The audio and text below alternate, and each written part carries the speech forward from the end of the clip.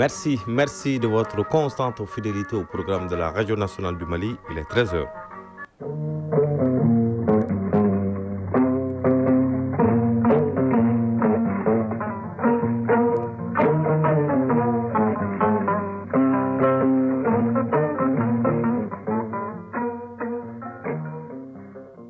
Le journal Bemba Sibi. Mesdames et messieurs, bonjour et bienvenue dans ce journal. Tout de suite, les titres. Au sommet de cette édition, nos médias doivent changer de paradigme et être suffisamment accompagnés en termes de moyens pour pouvoir faire face à la guerre informationnelle. C'est ce qui ressort de l'un des panels du séminaire sur la communication gouvernementale. Nous en parlons dès le début de ce journal. Dans le cadre de la semaine de la jeunesse contre la corruption, le président de l'Office central de lutte contre l'enrichissement illicite est allé à la rencontre des élèves à la Cité des enfants, histoire de les informer et sensibiliser sur le phénomène de la corruption. Nous parlerons également de la solidarité avec les œuvres sociales du président de la transition. Après le Haut Conseil islamique du Mali pour le Ramadan, l'Église catholique et protestante viennent de bénéficier à leur tour de 150 kits alimentaires par organisation. Dans l'actualité internationale en Guinée-Bissau, l'opposition accuse le chef de l'État de manœuvrer pour se maintenir illégalement au pouvoir. En Tunisie, le chef de l'opposition a été condamné à une peine supplémentaire de 22 ans de prison ferme. Nous parlerons également de la santé du pape François qui s'améliore légèrement. En sport, il sera essentiellement question de football avec les rencontres allées des huitièmes de finale de la Ligue européenne des champions. Au plan national, le calendrier du championnat est désormais harmonisé. Les dernières affiches en retard ont été disputées hier. Le résumé de l'actualité sportive en fin de journal avec Aridjouma Tina. Voilà pour les titres. Une fois de plus, bonjour et bienvenue dans ce journal. La session de renforcement des capacités sur la communication gouvernementale se poursuit. Après le lancement des activités, place à l'exposé des thématiques. Les acteurs des médias et de la communication ont été édifiés sur la communication et le terrorisme d'une part et la communication et la guerre informationnelle d'autre part. À travers les éclairages des spécialistes du secteur, il ressort que nos médias doivent changer de paradigme et être suffisamment accompagnés en termes de moyens pour inverser la tendance car de nos jours, la guerre, avant d'être physique, est d'abord communicationnelle. Ariel Matina nous fait le point des thèmes liés à la guerre informationnelle. La guerre informationnelle au Mali, enjeux et perspectives, le thème était au centre des journées de renforcement des capacités sur la communication gouvernementale. Pour le conférencier Gaoussou Drabo, c'est grâce à la presse, voire les médias, que le terrorisme est parvenu à trouver des voies et d'affirmer son mode d'opération. Et pour faire face à cette conquête d'opinion par la puissance des moyens de communication, il faut une mobilisation et une organisation totale. Il faut construire une ligne de défense médiatique. Et cette ligne de défense médiatique, on peut la faire composer de 3 éléments. Tout d'abord, la veille médiatique. Ensuite, la riposte idoine ou bien la réplique idoine. Et troisièmement, c'est l'amélioration continue de l'information qui doit être donnée aux populations maliennes. De nos jours, la guerre informationnelle génère des répercussions qui se ressentent sur le continent et particulièrement dans l'espace AES. Parmi les armes choisies, c'est l'attaque informationnelle à travers les médias et à travers une prolifération d'informations douteuses. Concernant le panéliste camerounais Jules Donché, auteur d'un ouvrage sur la guerre informationnelle, son exposé était orienté vers la communication et le terrorisme.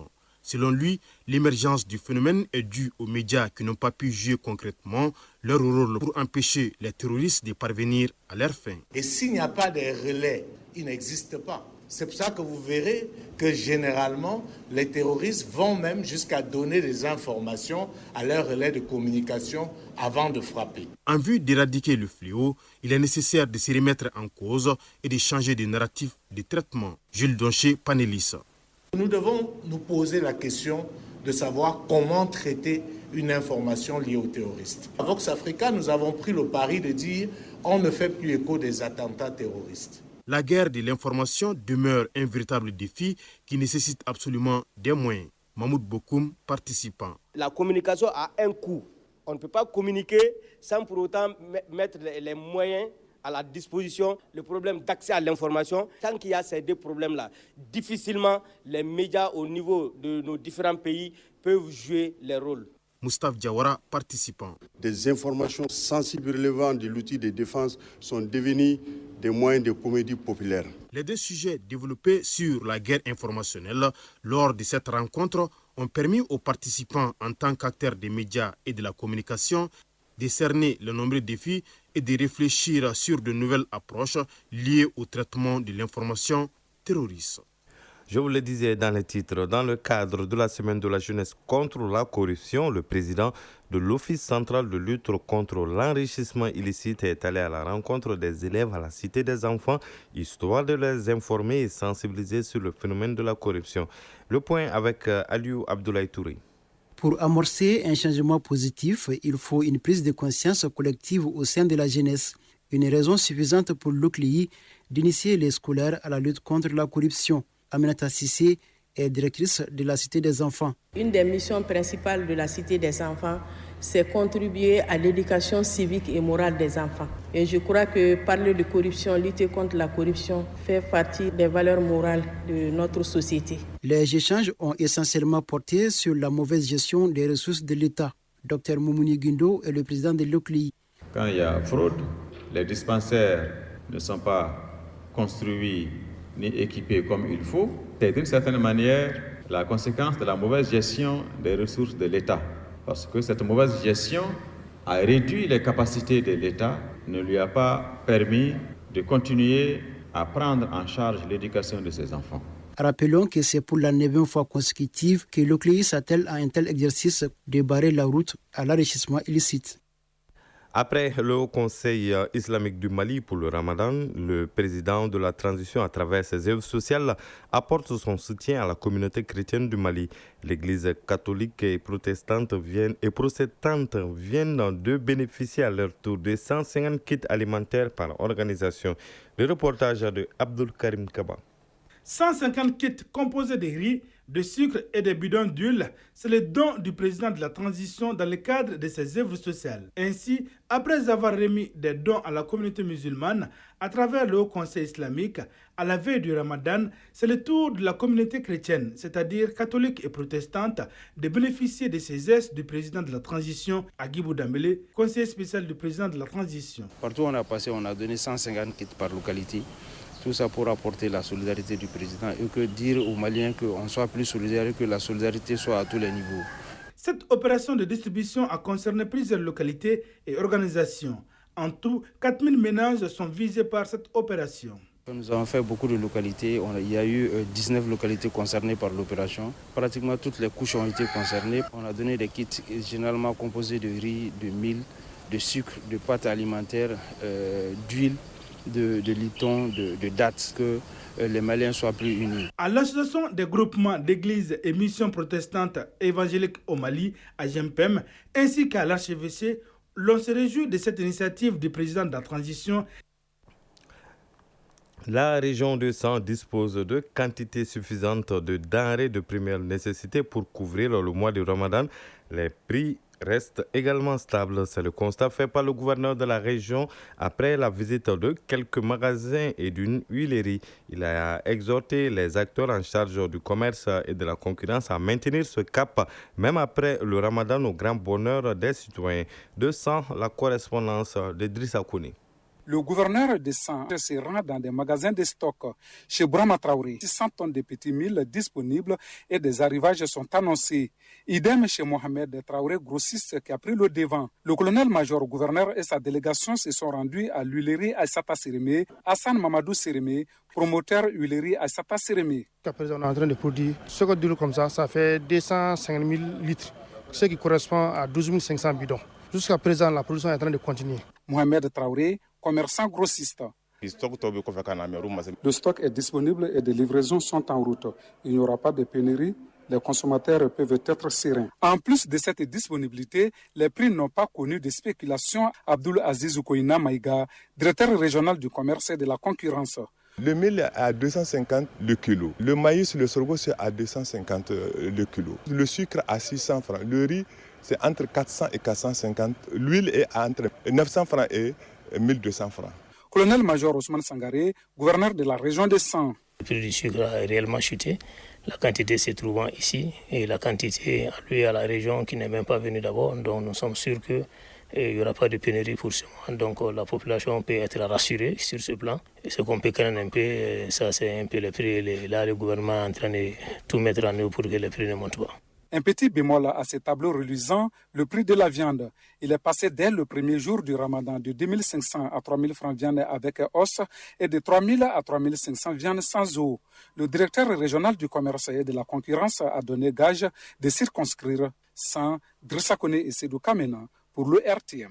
La Société nationale des tabacs du Mali, dans le cadre de son 60e anniversaire, a réhabilité le périmètre maraîcher des femmes de Mayambougou dans la commune rurale de Diogar et installé un système de pompage solaire. Les travaux ont coûté à la société une enveloppe de plus de 20 millions de francs CFA. L'inauguration de la parcelle réhabilitée a eu lieu en présence des responsables de la société, des autorités administratives et politiques, nous dit Daouda Koni. Un investissement total de 20 816 000 francs CFA. Il se compose de 600 mètres linéaires de clôture grillage, de l'extension de la surface de production de 1 à 1,5 hectares, de la réhabilitation des planches parcellaires, de 2 puits à grand diamètre ainsi que de 2 puits de forage équipés de dispositifs solaires. Tout cela contribuera à l'amélioration de l'accès à l'eau potable et à la création des ressources financières pour les femmes de la localité. Fatoumata Diara, présidente de l'association des femmes de Mayambougou. Nous sommes toutes contentes puisque cet investissement nous enlève une épine des pieds, celle de la corvée d'eau pour arroser les planches. Nous disons merci à la Sonatam et aux autorités qui ont facilité la réalisation de cet ouvrage combien important dans l'économie locale de Mayambougou. Daouda Kane, maire de la commune rurale de Diogar. Les femmes, jusqu'à présent, sont en train de faire d'autres demandes. On est là pour les soutenir à 100%. À travers cet investissement qui s'inscrit dans le cadre des festivités des 60 ans de la Sonatam, le premier responsable de la société, Issouf Traoré, réaffirme l'engagement sociétal de son entreprise en faveur des communautés rurales. Partager notre joie aussi avec les populations.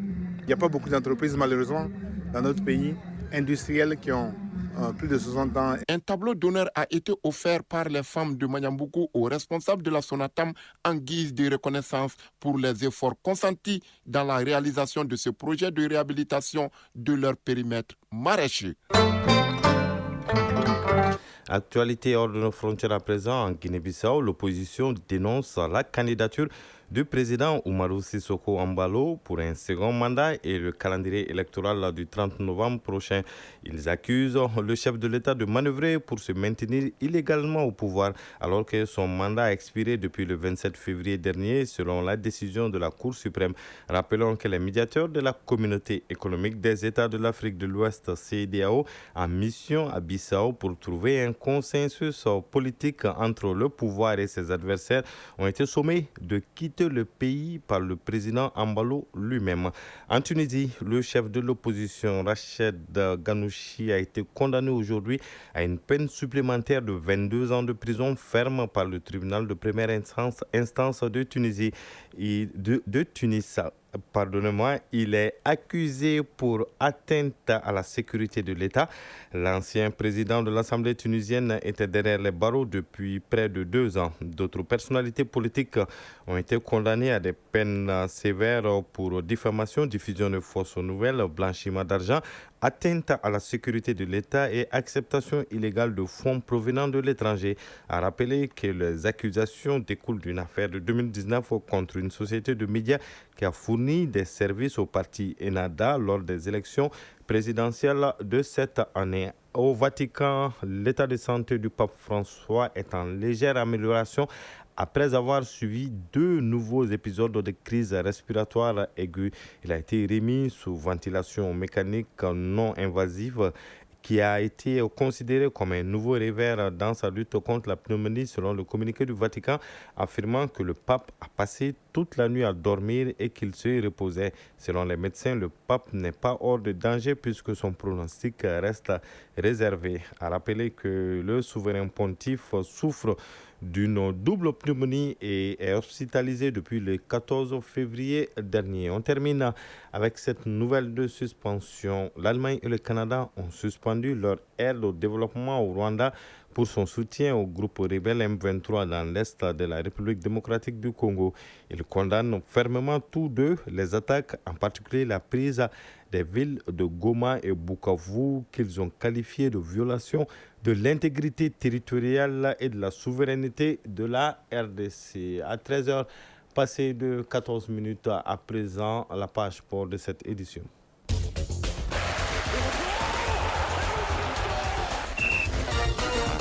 Sport, football, les rencontres allées des huitièmes de finale de la Ligue européenne des champions se poursuivent ce soir avec 4 rencontres. Au plan national, le calendrier du championnat est désormais harmonisé. Les dernières affiches en retard ont été disputées hier. La synthèse de l'actualité sportive avec Aridju Matina. Football, championnat national Ligue 1 professionnel, les 2 dernières rencontres en retard de la 8e journée ont été jouées hier. Le Stade malien de Bamako a battu l'US Bougouba 3-2. Les Jolibis, de leur côté, se sont imposés 4-0 devant les 11 créateurs de Nyarela. Désormais, il n'y a plus de match en retard. Le classement général après 13 journées. En première position, on retrouve le Djoliba Athletic Club avec 31 points. Son éternel rival, le Stade malien de Bamako, est deuxième avec 25 points et l'USFAS avec 24 points complète le podium. L'association sportive de Kourfina ESCO est 13e avec 9 points moins 7. Et les étoiles du Mandé sont en dernière position avec 9 points moins 12. Quant à la 14e journée, elle débute ce samedi 8 mars. Cette nomination de notre compatriote, le colonel Abdoulaye Keïta, désormais membre de la commission militaire de l'Union africaine de judo. Cet honneur fait au premier vice-président de la Fédération malienne de judo est ainsi une reconnaissance pour l'engagement et l'expertise du colonel Keïta qui nous parle de sa satisfaction et les missions qui sont assignées à cette commission. Nous sommes à peu près une quinzaine. Il s'agit de décoller les judo militaires à travers toute l'Afrique. Et c'est pourquoi je dois me battre autant que faire se peut pour relever le défi, que la voix du Mali soit entendue. Ligue européenne des champions, la deuxième partie des matchs des huitièmes de finale aller se joue ce mercredi. À 17h45, les Néerlandais de Feyenoord Rotterdam accueillent les Italiens de l'Inter Milan. Et à 20h, il y aura 3 affiches. Benfica de Lisbonne reçoit le FC Barcelone. Le Bayern Munich affronte le Bayer Leverkusen dans le choc 100% allemand. Et au Parc des Princes, le Paris Saint-Germain sera face aux Anglais de Liverpool. Ces huitièmes de finale aller qui marquent l'entrée en lice des équipes du top 8 ont démarré hier mardi. Très bonne opération des Anglais d'Aston Villa qui s'imposent en déplacement chez le club Bruges 3-1. Large victoire en déplacement des Gunners d'Arsenal qui pulvérisent le PSV Eindhoven des Pays-Bas battu 7-1. Les Allemands du Borussia Dortmund ont été tenus en échec à domicile à Signal Iduna Park, 1 but partout par les Français de Lille. Et par rapport au choc madrilène, le Real Madrid l'emporte 2-1 face à l'Atlético de Madrid. À 13h passées de 17 minutes prend fin ce journal qui vous a été présenté par Bemba Sibi avec la complicité technique de Alima Ouattara, une réalisation de Koumba Sissako, coordination Ousmane Dao. Vous pouvez écouter ou réécouter cette édition grâce à Sekou Traoré qui a assuré la mise en ligne. Merci de votre écoute et restez connectés sur les ondes de la Radio nationale du Mali.